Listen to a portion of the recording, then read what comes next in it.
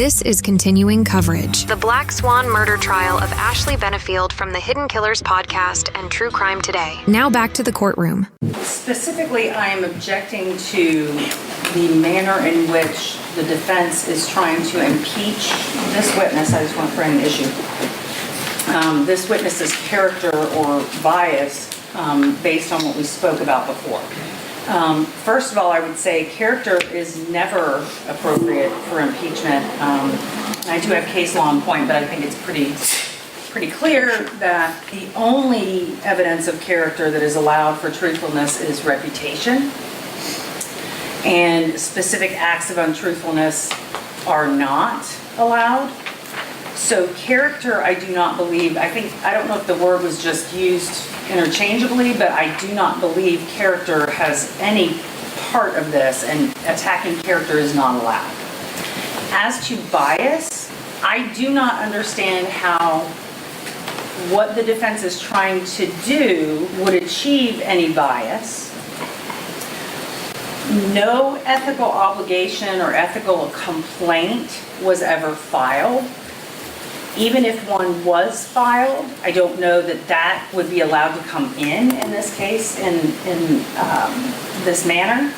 I found no case law to say that that type of information could come in. But I also have objections to the manner in which this is trying to be done because, number one, Stephanie Murphy testified that the original petition for injunction had allegations in it, X, Y, and Z.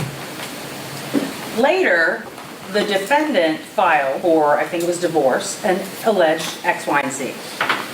I think what the defense is trying to say is that this attorney denied that allegation that was alleged in this petition after this attorney had been at Doug Benefield's deposition, implying that Stephanie Murphy knew different, but yet she still denied that paragraph of the petition.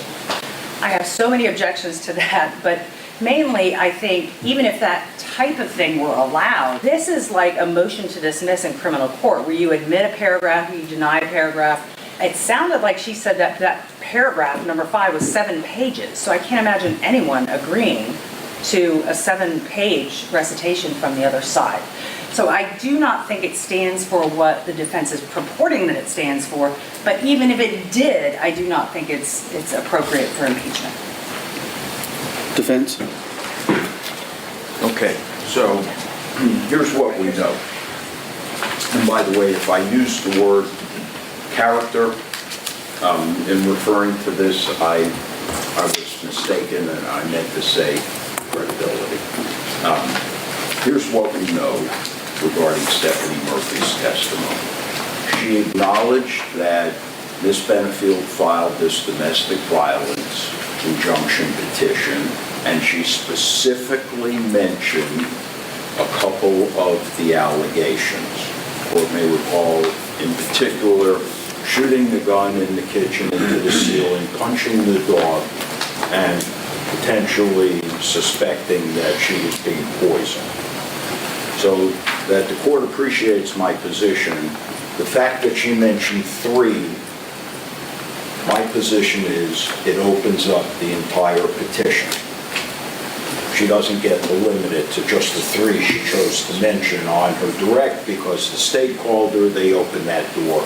It's before the jury. I'm entitled to rebut it and probe it for credibility and bias. Now, with respect to what Ms. Murphy did or failed to do, she comes before the jury and announces herself as an attorney and that she's representing Douglas Benefield. She then responds to Ms. Benefield's petition where these things are alleged. This inappropriate conduct, abusive conduct, if you will. And she denies that paragraph in Ms. Benefield's pleading, specifically paragraph 5, that Judge White lists all the horribles, the domestic violence horribles. So it's our position, so that we're clear as to how I perceive this should unfold, she then never corrects the record, regardless of whether it's a violation of a code of conduct, which I do think is impeachable, to show bias and favoritism, and to show failure to act within her expected realm of conduct. But in addition, 27 days later, she is present at the deposition of her client, where he admits to all of these: shooting the gun, punching the dog, knocking the dog unconscious, punching holes in the wall, throwing a loaded firearm, I believe perhaps putting a tracker on a car, whatever it is, he admits to it. I am entitled to ask her why, in light of that, she never advised the trial court that her client admitted to this conduct, and why she didn't bring that to the trial court's attention. She never did. So it's not that I am particularly determined to show that she violated the code of conduct, which again I do think I should be entitled to ask, but merely to show that the trial judge, I will ask her this question also, the trial judge wasn't at the deposition. So the trial judge never knew about these admissions. Now keep in mind, this is what she's presented to this jury. I am trying to rebut that. I am at least trying to cast doubt on that witness's credibility. I have two cases in particular in an effort to respond directly to Your Honor's request. No, I could not find a case where a lawyer was called as a witness, and based upon cross-examination of the lawyer who failed to follow a particular code of conduct, impeachment was allowed. What I do have, however, is typical scope of cross-examination as it relates to professionals and as it relates to lay people. I want to mention the cases to the court, and then I'd like to read what I think is the relevant section. So the first one is Mendez versus State. It's a second DCA opinion. It's dated April 21st, 1982. They say in this case... Can I have the cite, please? Citation, not the citation. Page number is... No, the whole citation. Oh, so the whole citation is 412 Southern 2nd, 965. Thank you. The court says in this particular paragraph, cross-examination of such a witness in matters relevant to credibility ought to be given a wide scope in order to delve into a witness's story, to test a witness's perceptions and memory, and to impeach that witness. And they cite United States versus Williams, federal case, Judge White at 592, Fed 2nd, 1277, 5th Circuit, 1979.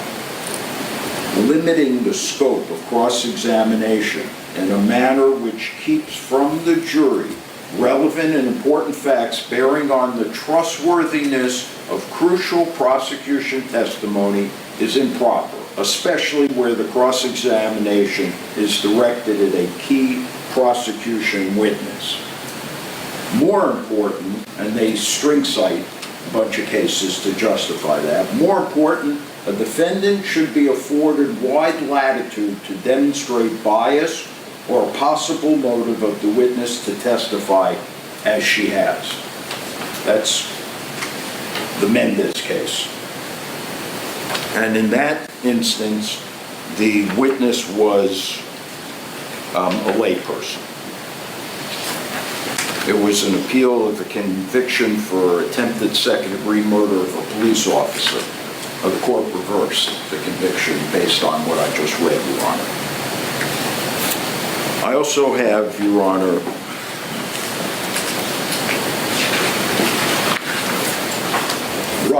Roosevelt versus State.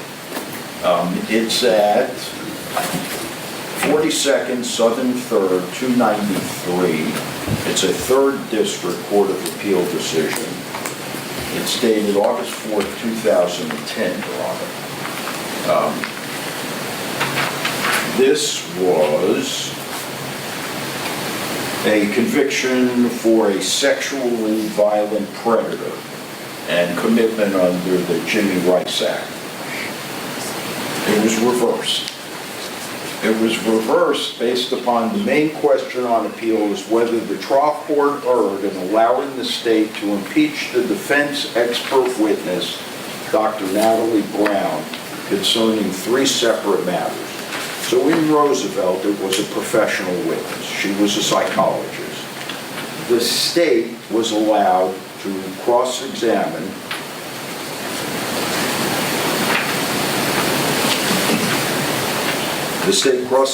the expert about an email that she sent while serving as a defense expert several years previously in a Florida criminal case.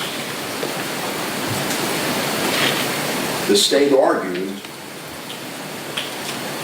this testimony showed the expert's willingness to tailor her testimony to favor the party who had retained her and was therefore admissible to show bias.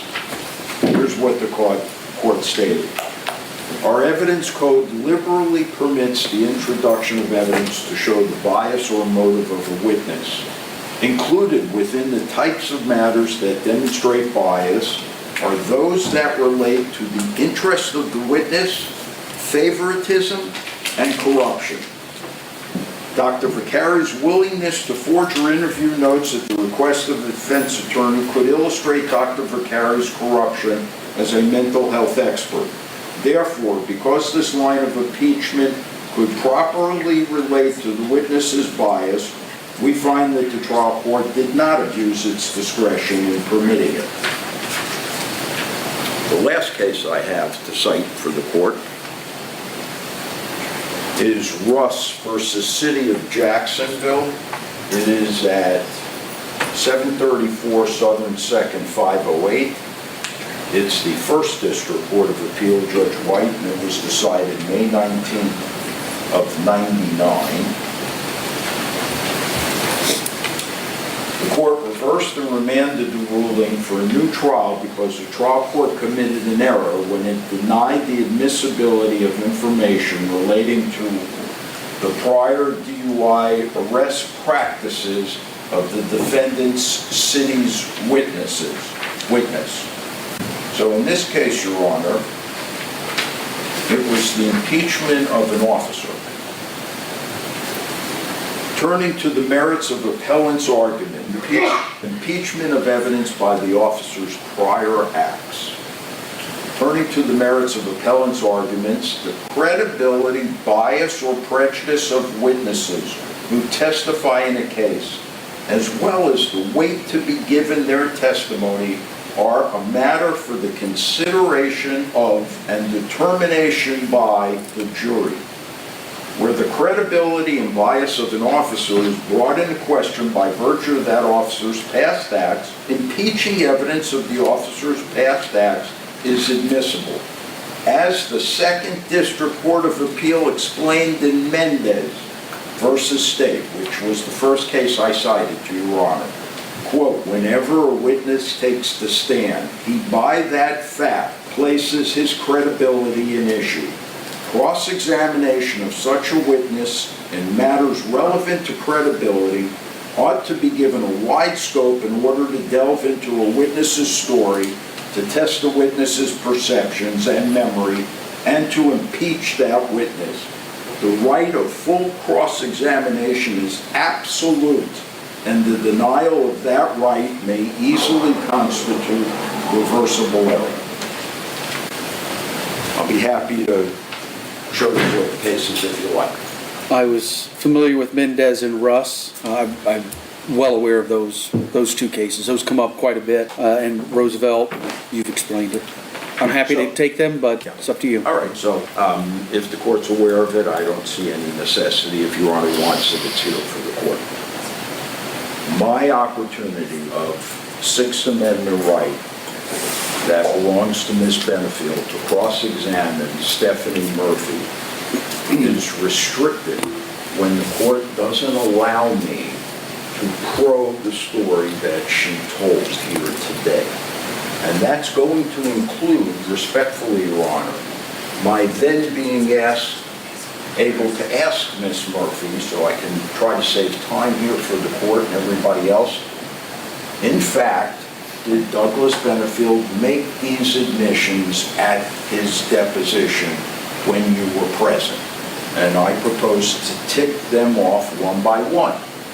The reason for that is the court may recall that Ms. O'Donnell asked Stephanie Murphy what she observed, not only when they did the first exchange and how pleasant Doug Benefield was, but she concluded Ms. Murphy's testimony by having Ms. Murphy opine what a gentle, kind, and decent guy Douglas Benefield was.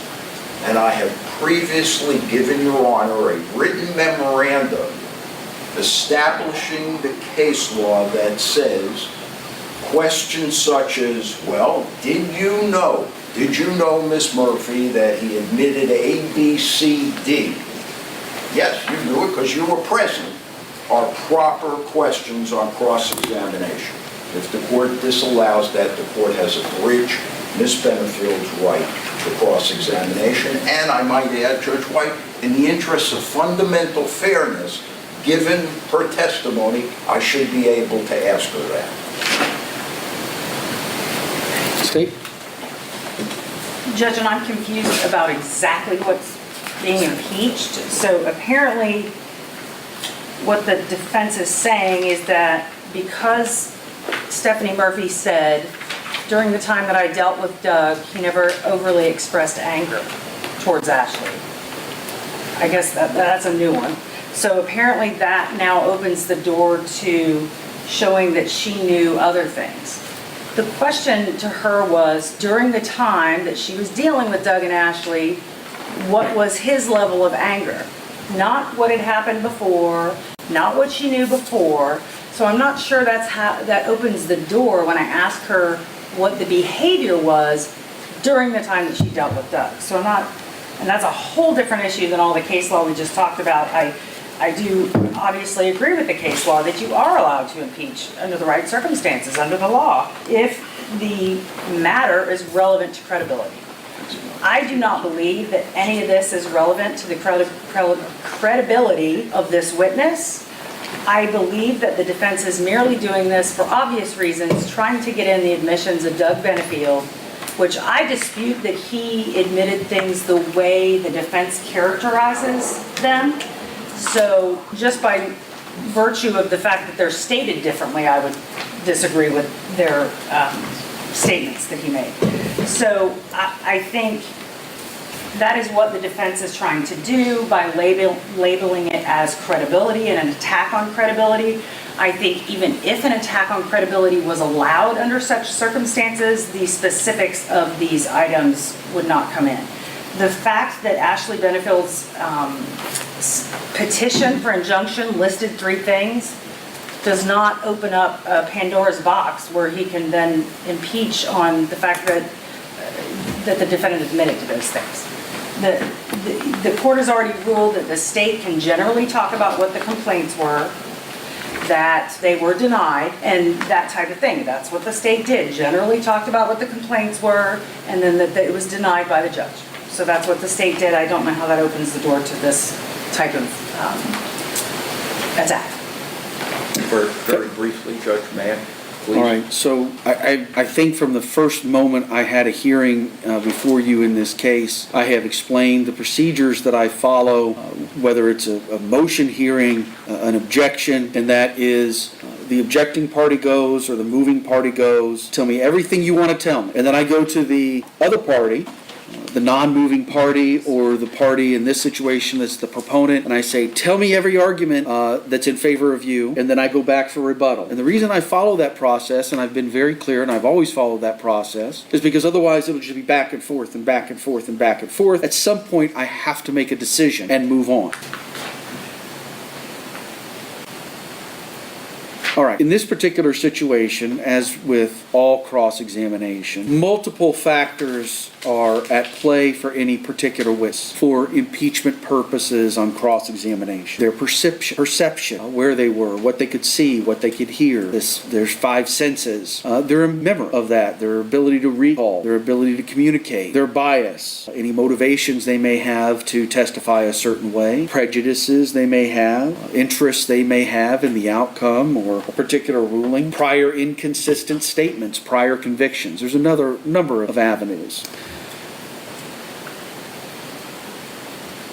And that's explained further in the case law. I have not been provided a case on point for this particular scenario. So as Mr. Taylor has astutely pointed out, whatever ruling I make may very well be the subject of an appeal to the 2nd District Court of Appeal. They may find I did something wrong or let something in I shouldn't or kept something out I shouldn't. And that's just the nature of trial work, the nature of being a trial judge and making decisions on the fly. But I'll frame this one up as best I can so it's ready for the appellate court. I find that the current avenue of impeachment of Ms. Murphy is improper. I'm going to sustain the objection. I find that it is improper impeachment to attempt to get in the victim's statements made in a deposition in a civil case unrelated to the criminal case through the impeachment of his attorney in the civil case based on an allegation that she violated a rule of professional conduct by not amending her answer to his complaint when it is alleged that she subsequently became aware of contrary information. I find that it doesn't provide any basis for impeachment under the existing case law, and this may be the case that says it does. All right, so are we ready to bring the jury back in? Yes. Before you bring them back in, just so I understand, so I'm precluded from basing my cross on the failure to conform to the professional code of conduct. Am I likewise precluded from probing her statement that Doug was a gentle individual and that the complaint that was filed was unfounded? In fact, the court report played it back. That was her characterization. That the allegations by Judge Moreland were unfounded. I sustained that objection. So, sustained. Are you ready to bring the jury back in? Yes, but do we need the witness on the stand? Yeah, I'm just asking right now. Yeah. Are you ready? Yes. Are you ready? Yeah, I would like to first make a motion. I move for a mistrial. I move for a mistrial based on the court's absolute and consistent denial of Ms. Benefield's right to cross-examine, and at every turn the court's ruling adverse to the defense, despite the fact that the court has, under the same circumstances, allowed the state to be able to pursue it. I think individually, perhaps, it could be argued that they don't reach the level of reversible error, but I think cumulatively, especially given the state of mind that the court displayed in writing the order denying the stand your ground, where Your Honor fully stated that Ms. Benefield was guilty, I think we are seeing the result of that, and we are being denied not only the right to cross-examination, but the right to a fundamentally fair trial. Would you like to be heard? No. Denied. You ready to bring the jury in? Yeah. You ready to bring the jury in? Yes. All right, can you have Ms. Murphy step back in, please?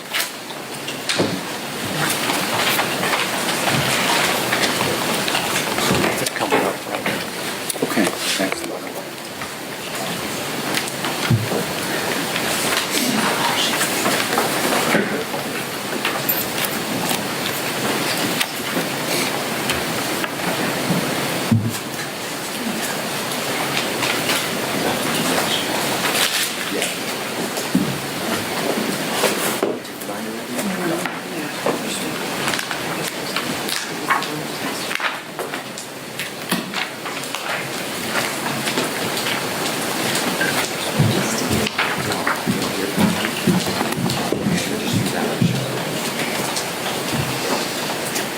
All right, Ms. Murphy, if you could resume your witness seat.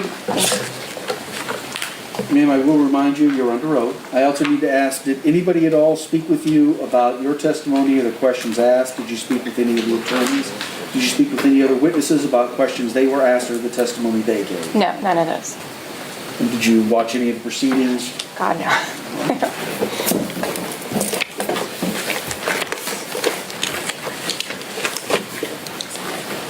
Are they up?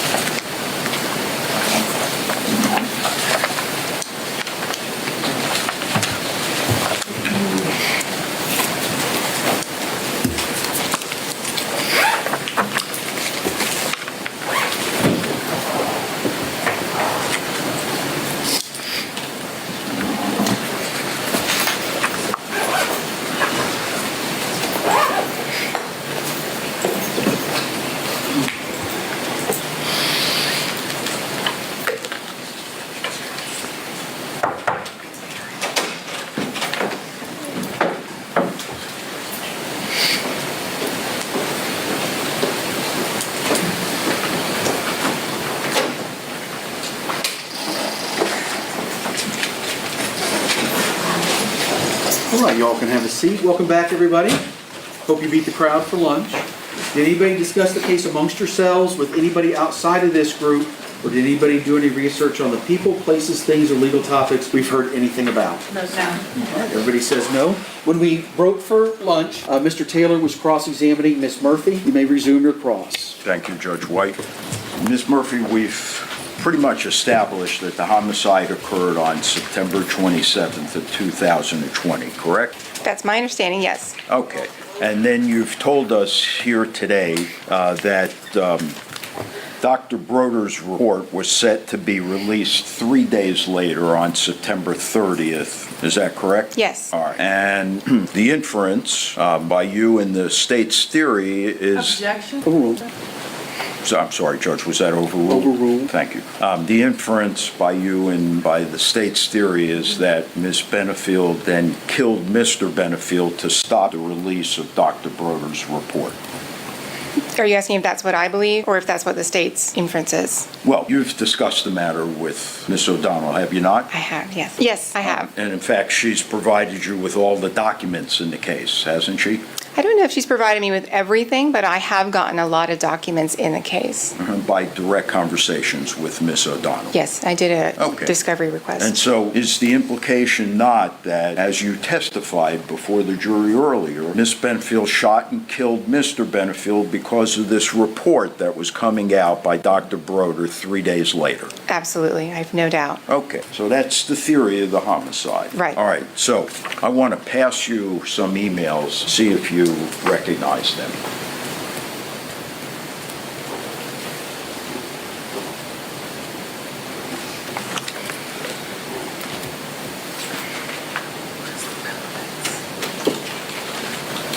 Can we approach? Yes.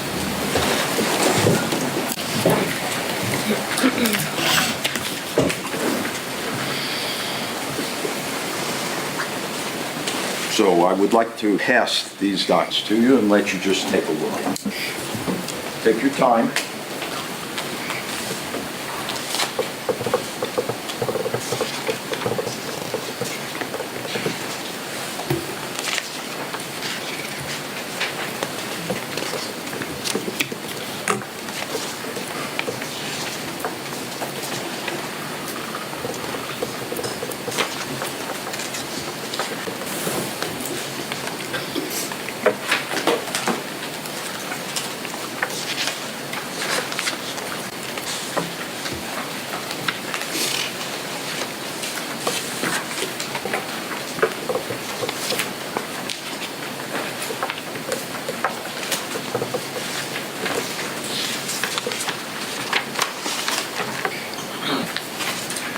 Okay.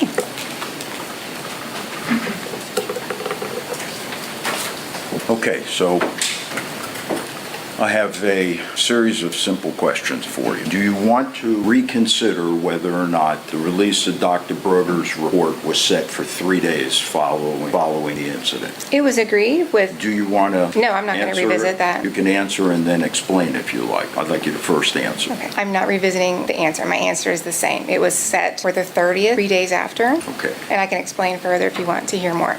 No, that's fine. As long as you've reviewed that, it refreshed your recollection, I trust? It does. I don't think it's a complete conversations, but yes. Yeah, okay. Now, is it not a fact that Dr. Broder, on the 3 days following the event, was on vacation? What event? The murder? Yes, the 3 days following the event that this report was to be released, is it not a fact that Dr. Broder wasn't in town? He was on vacation. I don't think that's correct. I think he was on vacation the week prior, but I don't know. I try to remember everyone's vacation, but this was a lot of years ago. Is that document in front of you contain emails between you and... Objection, relevant. Does that document that you were holding contain emails between you and Judge Moreland's judicial assistant? As well as other people. But that's not what I asked you. I asked you, does that document contain emails between you and Judge Moreland's judicial assistant? Not only, but yes. All right. And you still maintain, after reviewing that the hearing was set for release of Dr. Broder's report? Dr. Broder was returning from his vacation on the 23rd. So if you look back through the emails. Not responsive to my question, Objection, Your Honor. Judge, let her answer. She's editorializing. I asked her for a simple answer. She can feel free to explain it after the court feels that's appropriate. I'll sustain it. Called for a yes or no. Well, and that's why I'm saying she's, okay. No. It called for a yes or no, so okay. your objection... Is sustained. Got it. All right, so is the answer to my question yes? Can you repeat the question? I knew you were going to ask me that. Well, I want to be accurate. Can I ask the court reporter, Your Honor, to read the last question back? Go ahead, ma'am. And you still maintain, after reviewing that the hearing was set for the release of Dr. Broder's report? Yes. Now, could we agree, if Dr. Broder was out of town and not available, and the court would not entertain the hearing unless Dr. Broder was present, could we agree that that hearing 3 days later would not take place? Mr. Taylor, I don't think you read the emails correctly, because the hearing that her assistant was referring to was a hearing to take place on the 23rd when Dr. Broder was not available because he was on vacation. I'm talking about the hearing that was on the 30th when he was available. That was 3 days after your client killed my client. And it's your testimony then that the hearing would have taken place? Had he been alive, yes. On the 30th, not the 23rd, which is what I think you're confusing.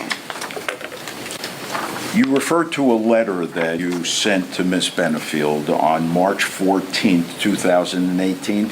My memory is that it was the 15th of March, but if you have it, that would certainly help.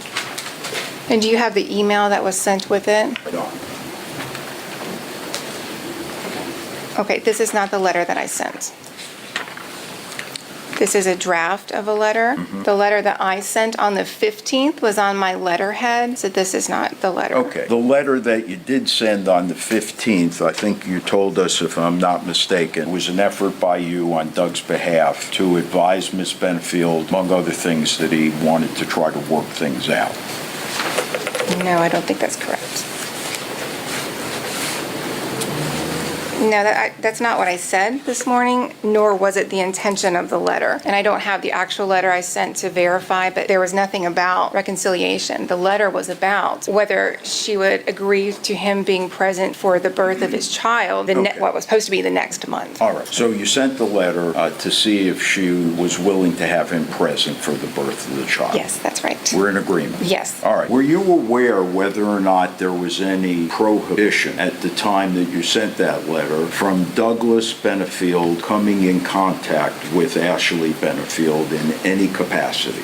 I'm aware that there was an injunction that was entered by mutual agreements. It was what people refer to as a mutual restraining order out of South Carolina. Correct. And it was in effect at that time, was it not? It was. They would have had to So have that- a written agreement modifying that. So that would have prohibited Mr. Benefield from being present with Miss Benefield, would it have not? I don't have the South Carolina order in front of me, but my recollection. do. Oh, that would help if I could see it then. May I, Your Honor? You may approach, yes. Here's the transcript, here's the order.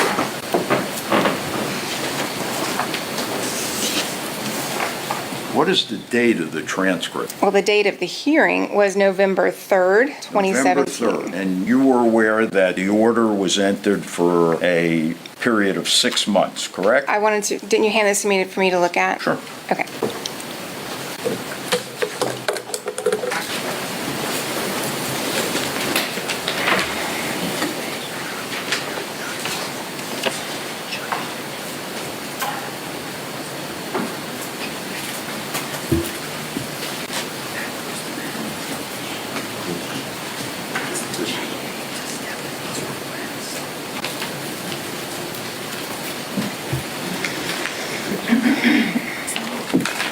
Okay. Okay, so what's the date that the hearing takes place? The hearing took place on November 3rd, 2017. And at that hearing, Doug was present? It appears so, according to the order All right. that was entered And 10 if days you- later. If you look at the last page, I believe paragraph 2, the judge orders. I'm going to have to go and through this hearsay piece of paper. Are we only talking about the order? Right now, she's looking at the transcript. No, this is the order. Okay, the order. If it's a court order and you're asking the witness to interpret it, I think that's okay. I think she's demonstrated that she has sufficient experience, training, and knowledge. All right.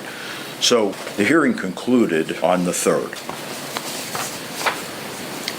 It appears that it did. I wasn't there. Yeah. This was before my time. But you were aware of that when you sent the letter to Miss Benefield. In other words, you knew you were sending the letter because Mr. Benefield was not allowed to communicate with Miss Benefield. Wasn't that why you sent the letter? No, that's not why. Maybe that's why he didn't send her a letter, but that was not the reason why I sent the letter. I sent the letter so that it was a formal request, not in between the two of them directly. Would you agree that had Douglas Benefield asked that of Miss Benefield, it would have been in violation of that order? It will sustain.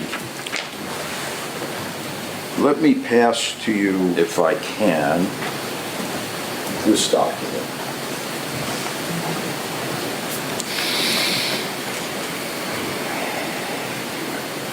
Did you see it? I did not. I don't know what Oh, sure. I need you to show it to opposing Yeah. counsel before you show it to a witness. I thought she had a copy, Your Honor.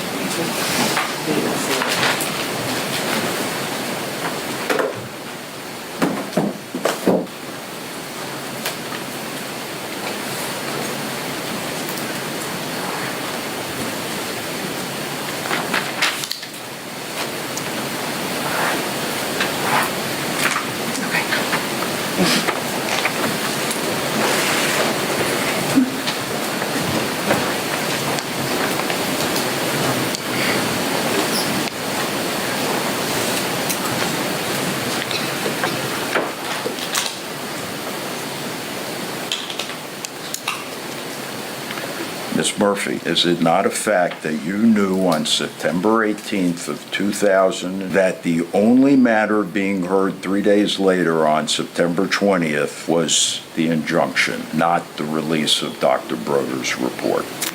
No, I think you're getting the dates confused again. So this was September 18th, was this email talking about the judge setting a hearing on September 23rd. Because in this email, she did say the only matter being heard on September 30th is the injunction. That changed after this time. And you don't have those emails, apparently. Do you? Well, no, I don't have my file with me. It's 3 boxes worth of documents. But before we even went to mediation, it was agreed and the court was advised that we were going to be addressing only the joint motion for the release of the psychological evaluation. Which was not said on that day, correct? You mean the 23rd, which is what they're talking about in this email? Yes. Right, it was not said on the 23rd. Dr. Broder was on vacation. Okay. It was going to be said on the 30th. Did you know whether or not Doug Benefield sent a package to Miss Benefield in November of 2017? I don't remember the date. I know that he did send her a package before this order was signed, but after the hearing took place in South Carolina. Okay, so after the judge ordered no contact, he sent her a package. My understanding is that Doug did not really understand what was going on at this hearing. I know Ms. Benefield was even chastised by the court for manipulating that system. Well, thank you for adding that. Let me just ask you a question. What is it about you may not contact Ms. Benefield that you think Doug didn't understand? By the way, Doug was there and heard the judge say it, so enlighten us, please. What do you think it was about you may not contact Ms. Benefield that Doug would not have understood? Doug did not have the court order when he went to buy her birthday present. He told me that the negotiations about this mutual restraining order took place in the hallway outside of the courtroom, but I wasn't there, so that's just what I was told. And we had the time that he received this order from the judge, from his attorney's office, and it was after he sent the package. Okay, so this report by Broder, the one that you acknowledge and the state suggests is the theory behind the homicide, Ms. Benefield had signed a voluntary agreement to participate in that evaluation, correct? It was not court ordered. Isn't that what you told us? It was not court ordered in the family law court. So I don't she know what she signed. Voluntarily participated. I don't know. You're going to have to talk to the Manatee County Sheriff's Office because it came out of that office or the CPT office. Well, you were the lawyer for Mr. Benefield. Was your client ordered to participate? I don't know that we're in agreement with the word ordered. So when I think of an order, I think that a judge has ordered people to do something. And so we had filed a motion for a psychological evaluation in the family law court. And so if that judge had signed the order, that would have been an order. So my answer is I don't know if either of them were ordered to participate. You're not aware of any commandment that either Mr. Benefield or Miss Benefield participate in Dr. Broder's evaluation. It's my understanding that they were both required to as part of the investigation with the Manatee County Sheriff's Department.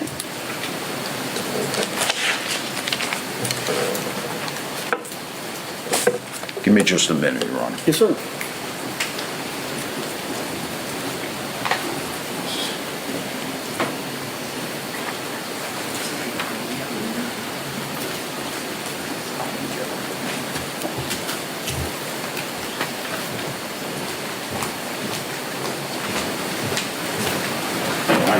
Please.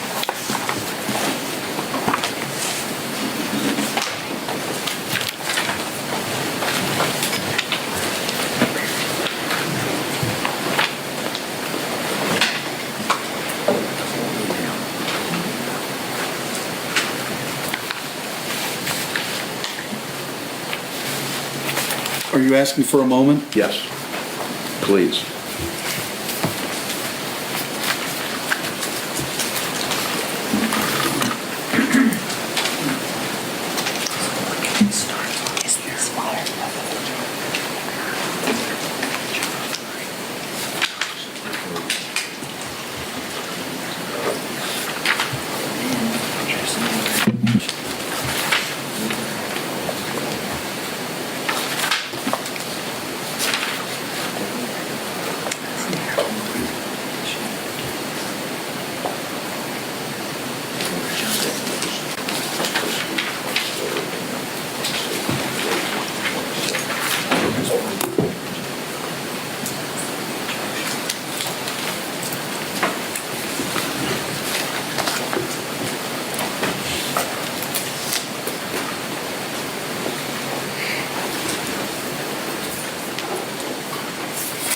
All right, one last shot at this. Can I see the document? Yes, same document I showed you. Oh, the same one from before? Yeah.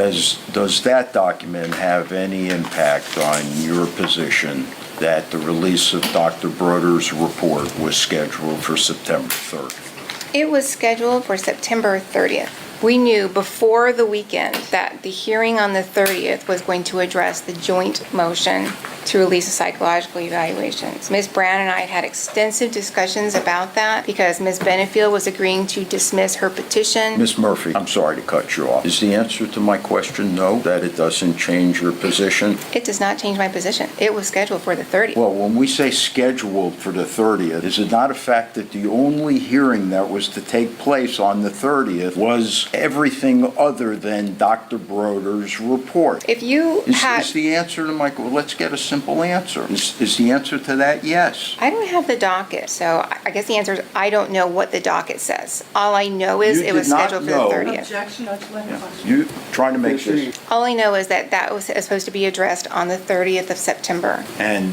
were you not told on the 30th September that the only issue that would be heard was the Objection domestic... asked and answered. Overruled. Was the domestic violence injunction? That's what I'm asking you. Is the answer to that yes or no? Initially, that was what we were told. That was not the case by the time we got to mediation. The situation had changed. Yeah. And do you have any documents that you brought here today to support your contention and the state's theory that the release of this report was the incentive for Miss Benefield to kill Douglas Benefield? Do you have any documents that show that that correspondence with the court's judicial assistant was wrong Objection, compound question. and that the only matter being heard was Objection, not compound question. the domestic violence injunction? Sustained. Do you have anything that supports that the release of Dr. Broder's report was scheduled for the 30th? I don't know what documents you got from Ms. O'Donnell's office. However, I did provide emails. Do you have any documents here today? I didn't bring anything, nor was I asked to. Okay, You should so have you the knew, emails. what, you knew you were coming to court to testify before the jury in a homicide case. Objection, badgering. Wouldn't answer your question. That the incentive for Miss Benefield to kill her husband was the release of this report on the 30th. You don't have anything to support that other than what you've told us? Sustained. That's all. Don't, sir, you have one more paper. Mr. Taylor, don't forget your paper. I'd like to approach also, Your Honor, after the witness is issued. All right, redirect.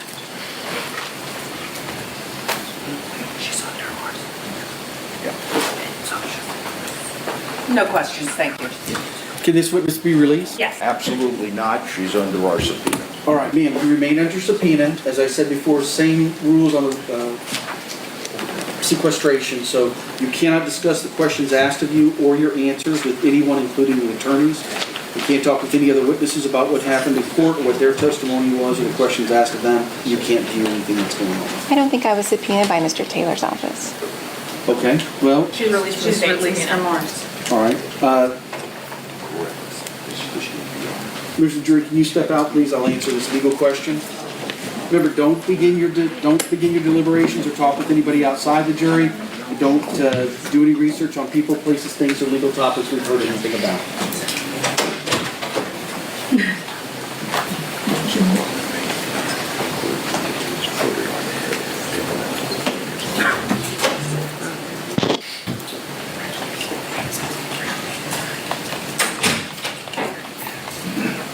You all can have a seat.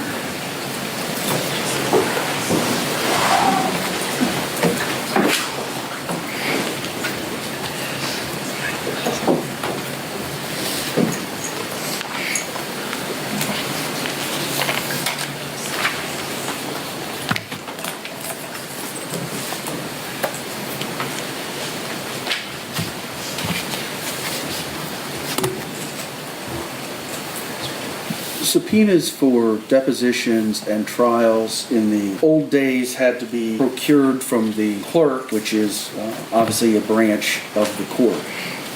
That was changed many, many years ago to allow attorneys to save time and effort and money for everyone involved, where attorneys of record were granted the authority under the Florida Rules of Criminal Procedure to issue subpoenas for deposition and trial.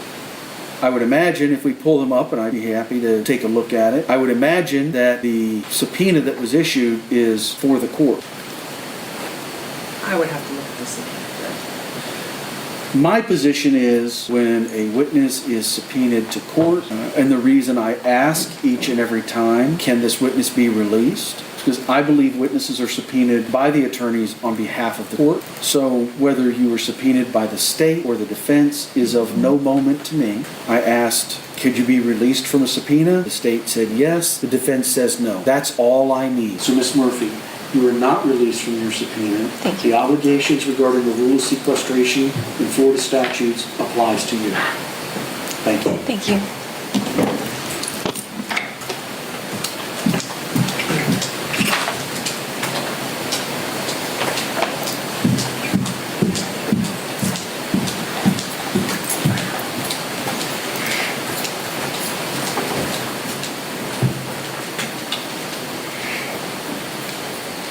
All right, the witness has been excused. Mr. Taylor, you wanted to approach, but the jury's out, so I figured might as well just take care of it now. Sure. So now I would ask that the court issue a subpoena to Judge Moreland's clerk. The court may recall that we had an in-camera hearing where the court quashed the defense subpoena to Judge Moreland's JA and told me that there were better ways that I could prove my case and that the court shudders to think what would happen if every JA were subpoenaed.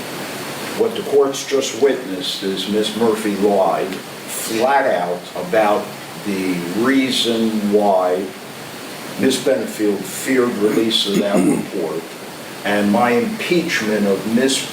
Murphy indisputably is going to come from Judge Moreland's JA, who told Ms. Murphy in the emails that I handed her and showed her, the only thing that is set for hearing on September 30th, 2020 is the domestic violence injunction. Nothing else will be heard. In fact, I'm going to read for the record. I'm going to read the one-sentence email that was sent.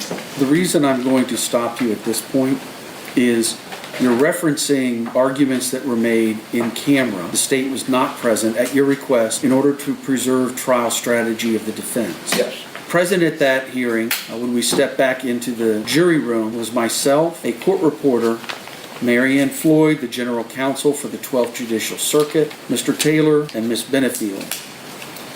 The state was not present. They didn't have an opportunity to be heard or know these issues. Now the issues are being brought to light. In order for them to have a fair opportunity to understand the issues and be prepared to argue against whatever motions the defense may make, I certainly think due process requires they're entitled to notice and opportunity. I would do the same for the defense if there was some issue for whatever reason that I had considered in camera or ex parte for the state, and whatever reason the need for the privilege or confidentiality no longer existed prior to having a hearing on that issue and requiring the defense to respond to it. I certainly think at a minimum notice of the issue and an opportunity to be heard. So right now they don't even have a copy of the order that I signed that you just quoted from, Mr. Taylor, and they have no idea what you're talking about because they've not seen that order because I ordered it to be sealed. Yes, if the court will allow me, I'll elaborate, and I would like to read the email in particular. The issue that you seek to have heard right now, I am happy to hear it. However, it is not a pressing matter. You seek to have a witness subpoenaed in order to present, I would assume, during your case in chief. Yes. We could certainly address that issue at the end of the day after the state has had a chance to review that order, and I don't recall if the motion itself was public, but then we had the in-camera hearing and my order was, I sealed it. So we had the email chain also as an exhibit. Yes, so the email chain is an exhibit. There were two exhibits, actually. I can't remember what the other one was. And then we had my order. So I'm going to need to unseal those things so you you can get copies of them. I remember what the other one was. It was her prior testimony from the stand your ground hearing. It was excerpts from the stand your ground hearing, excerpts of Miss Murphy's testimony. Right. That was exhibit 2. Correct, saying what she said. Okay. So the only thing, if I may, that I want to supplement today's record with is I showed Ms. Murphy an email dated September 18th of 2020 at 10:18 a.m. included between her and the judicial assistant for Judge Moreland. And it says as follows: "Good morning, Ms. Murphy and Ms. Brown. Per the judge, she will not sign an ex parte order for release of psychological evaluation and report. The judge will allow an expedited hearing on this motion. I have available Wednesday, September 23rd at 9 a.m. for 30 minutes. However, besides both attorneys being present, the judge has stated that Dr. Broder and Manatee Children's Services must be present at the hearing as well. Further, Ms. Murphy, the judge stated that absent showing where the court granted permission for the other motions stated in your September 17th letter to her, the only matter being heard on September 30th is the injunction hearing." And that is part of the email string that's one of the exists. All right, so like I said, I don't think it's appropriate to hear this right now. I think the state has every opportunity and should be allowed to review my order and the two exhibits. Judge, may I just be heard real quick? I'm sorry? May I just be heard briefly on Of something? course. Now, or you want me to wait? Go ahead. Okay.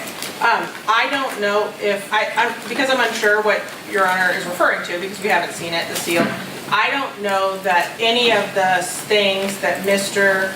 Taylor just showed to Ms. Murphy were ever provided to the state in discovery, which is one issue. We received a defendant's exhibit list that was unnumbered and in no particular order. It has 391 items on it. I spent more time than I should have trying to organize it in some fashion, and I do not believe that any of those emails were ever provided to the state in discovery. Wrong. If they were, I'm still speaking, sir. If they were, I would just ask if somebody could give me the name, because I numbered them, but it has 391 items on it, and some of them have multiple things inside of them, and they're not named anything that you can understand. So I'm just asking that if in fact they were provided, if we could, the items that were shown to Ms. Murphy, in addition to what Your Honor has said, he's unsealed, please. All right, I'll let you two work on that, and I will look forward to having a Richardson hearing at the same time that we have the hearing on the defense request for me to reconsider my order quashing the mechanic trial subpoena. I just prepared and sent to the clerk an order unsealing the prior order quashing Vicky Mechanic's trial subpoena, unsealing the two exhibits that were admitted by the defendant during the in-camera hearing, and unsealing the notes and transcripts of the court reporter that was present for the in-camera hearing. I'll sign that right now. That should happen pretty quickly, and state you'll be able to get copies of that, and we'll see if we can have this argument by the end of today or first thing tomorrow before we get started. On the defendant's request or a tennis motion to reconsider order quashing and the state's Richardson hearing. Would you, or I can state the other ones. Yeah, do 5.